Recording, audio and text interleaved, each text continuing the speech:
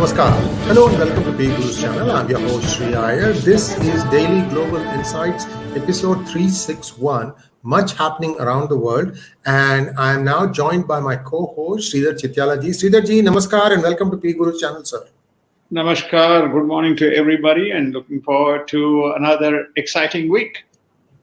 Sridhar ji, is the world headed towards economic and geopolitical chaos? That's our headline. We're starting with that. Kind of wrap up for us a little bit on what's happening. We know now Ukraine is being bombarded by Russia for what they did to their bridge. So, sir, what is happening? Well, I think we are in the middle of, we talked about in the markets yesterday, the economic chaos that is gripping the world. So now we are into the geopolitical chaos, which is causing much of the angst and the hardships. So let's start with, if we go to Russia-Ukraine, the situation. The latest news as we speak right now is that the center of Kiev, even Lviv, and other eastern provinces has witnessed, massive missile attacks, which is now being reported by the mayors. Though not yet acknowledged by Russia, one can safely take it that it is a Russian retaliation against the attacks that very clearly Vladimir Putin has called it as terrorism, especially blowing up the bridge. And it's also now clear that the sabotage, it was a sabotage, and which is clearly on the laps of Ukrainians, the Nord Stream pipe 1. So instead of trying to find a solution to this problem, all we are witnessing is that more ammunition being supplied and Ukraine being encouraged somehow that they can win this battle. It's very unfortunate, but I think we are getting into a situation where unless there's some sane mind comes in and intervenes, more disaster is ahead of us, Sriji. Sridharji, quickly to touch upon this, Elon Musk had suggested a few things in a tweet, and Ukraine basically said no. They just brushed it aside. Was that too soon? Do you think they could have given it a little bit more thought? But Ukraine is constantly being encouraged that somehow they can win this war. Now, we have seen historically there are no winners. There's only losers and losers in a war. So Ukraine is fighting an asymmetric battle. Both Biden and Zelensky escalated the matter by saying that, hey, we're going to have an imminent nuclear attack that is coming from Putin, which prompted Macron to kind of asked all the leaders to tone down the rhetoric. So unless Zelensky, is brought to some kind of sanity and senses and said, come on, negotiate, and there has to be some give, some take, which is not in a position, which is not prepared to concede at this point of time, but very soon he may need to, I think that this will go on. I don't think, in my humble view, I don't think Vladimir Putin is just going to walk away. Sridharji, North Korea has just tested another missile, which they think or which they claim that it is actually nuclear capable. Do you think they are also trying to rattle the saber? What is their beef in all this? I think the North Korean leader is a very interesting man, and the one guy who read him right is Donald Trump, the previous president.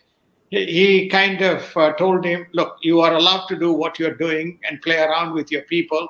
As long as your toys stay within, we will kind of respect you, salute you, and, we treat you with, great pomp and show. And he received him with pomp and show. And remember, everything went quiet once that happened.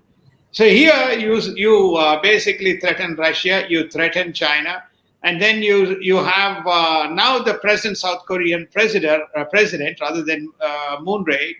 He is very sympathetic both to Japan and United States, and he wants to saber rattle. So you have the United States and the Koreans conducting exercises. And what does our man do in North Korea? First, he fires ballistic missiles, at Japan. Then now he is beginning to fire all kinds of missiles, including nuclear capable.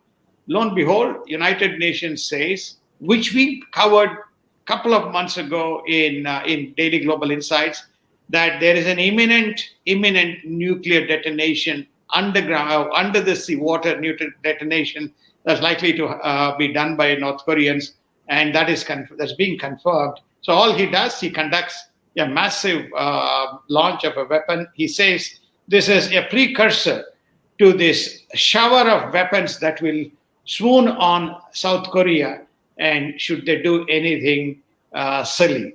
So he's saber rattling. Again, nobody is talking to him. So we have, and this guy does it, by the way. He's not like anybody else. He has been constantly firing. He even fired at the United States, if you go back some time ago, until President Trump kind of intervened. So I think we have problems looming in the Korean Peninsula, Sriji. And crude imports jumped to 30 million euros for China and also 40 million euros to India. Sir, is it million or billion, sir? Million for 2 months. For 2 months, okay. So the period was 2 months. Yeah.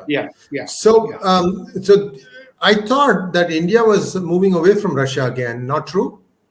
No, we said that yesterday in the market story, which is namely to say, India will buy oil from anyone, including Russia, to buffer itself against the economic hazards, because that is the number one line item, the import duties and import subsidies that India incurs on its balance sheet. So natural that India has chosen to import. Yes, in the last 2 months, the increase in Russian oil imports is by 17% in China, and about 5 times in the case of India, reflecting that Russia continues to receive money to fund its war machinery.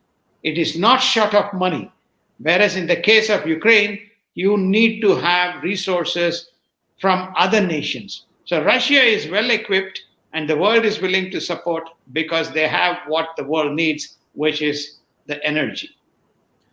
Sridharji, back in US, you are now still continuing to be buffeted by domestic front, lawlessness, illegal immigrants still coming in. And there's a looming economic crisis also. We are seeing that the stock market is on a run. What exactly is President Biden doing, sir? I think President Biden is issuing lots of press statements, which is contradicting each other. Remember, he said that there's no inflation. Then after he said there's inflation, he blamed Russia for inflation. Then when he was asked about the issues, well, there will be inflation because we have supply chain problems. So you have a president of the nation who is simply acknowledging and restating some of the facts. There's nothing that demonstrates to anyone which prompted Trump to say United States has lost the confidence of the world. It's no longer an inspiring nation. On the contrary, United States is going to push the world to the brink or almost an inevitable World War III. So what we have is, besides a global crisis that we touched on, where the United States has a footprint on every aspect of it, now we have a huge domestic crisis, which we'll cover on another day, Daily Global Insights. The crime rates have alarmingly increased across many states. Every day there's some incident. So you have crime rates, you have economic crisis, you have illegals, you have the bus ferrying that is still going on, and there is no action initiated on the energy front to lift the sanctions and restrictions that the Biden administration has imposed. Now, we have a supply chain issue. What we are dealing with is a fiscal solution a monetary solution that we touched on yesterday. And you asked me a question, what's the fiscal? There's nothing. There is zero on the fiscal side in the United States. That's what I was afraid of. And India's rupee versus dollar exchange rate is expected to fall further and cross 83 rupees to a dollar. Sridharji, quickly give us a prognosis of why this is happening and the fact that there is a global slowdown. Well, I think that United States, India's currency is, most of the exports is linked to US dollars. So therefore, that's number one. Number two, that with the rising rates in United States, interest rates, that has a natural consequence on the appreciation of the US dollar to all other currencies which we showed. To some extent, India has fared relatively better relative to the other currencies. So India is going to continue to see the appreciation of the rupee. India's exports, which is an indicator of a positive momentum, India's exports is dipping. The last 2 months, India's exports have dipped because of economic contraction that is taking place in the rest of the world. So there's no demand.